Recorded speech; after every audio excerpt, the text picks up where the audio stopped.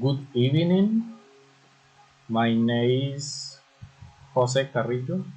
I am from Cúcuta Norte, Santander.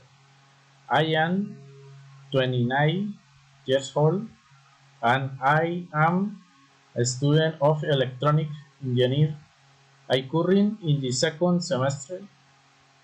I find myself working at a Chevrolet dealership and electric uh, technician. My family is conforming of parents and a brother.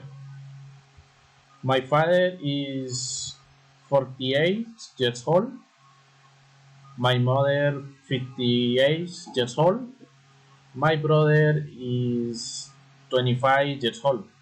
Last weekend trip to a cousin far where he meet with relatives to share his Easter and also visit friends.